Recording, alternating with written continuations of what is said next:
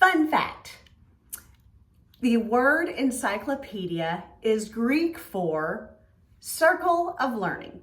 Now, I loved to learn this fact, and it brought back all this nostalgic memory of volumes and volumes of encyclopedias gracing library walls and classroom walls, and maybe even the family library or bookshelf. We saw encyclopedias everywhere growing up. But then the older we get and the more advanced our technologies, the more that learning is being done digitally.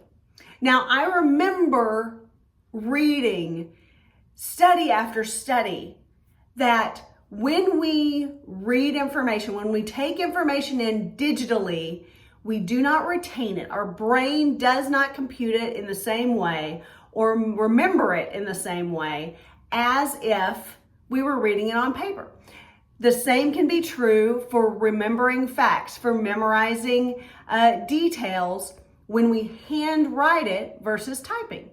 So there's a distinct difference in our comprehension and our retention when we do things the old school way. I hate to say it, but truly reading facts out of an encyclopedia is better than reading facts from our device, from a digital device, from a screen.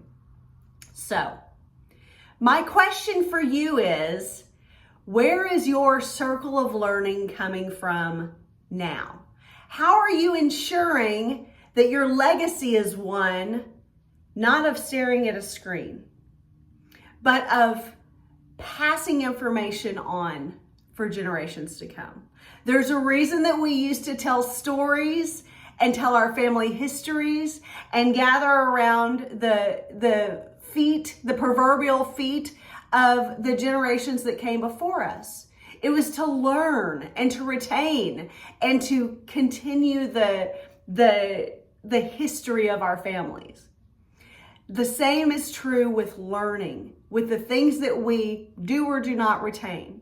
Whether we're doing crossword puzzles by hand from the newspaper like our grandparents did, or digitally on our device, we're keeping our brain crisp through our circle of learning. So I just want to challenge you to do more things physically.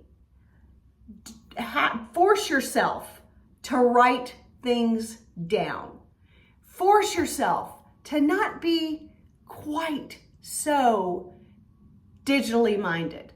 It will help your brain in the long run. And I'm not anti-technology on any level. Every gift that my father ever gave me came from Radio Shack. It was always something that was to encourage me to think in the future tense. But we still have to consider that encyclopedic knowledge that each of us has on some varying levels in our own brains, and how we're going to retain that best.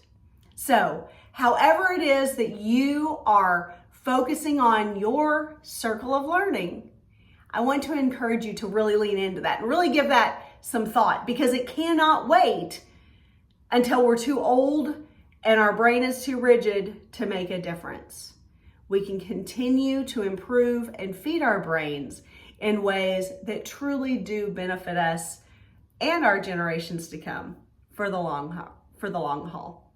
This is about building a legacy that people can remember. It's about creating a life that is beautiful and retains the intelligence that you have and continues to develop your intelligence, your personality, your retention, and the history of what you want to be remembered as. So, think about your circle of learning. I would love to hear what your circle of learning is. And just comment in the comments below and let me know what your thoughts are.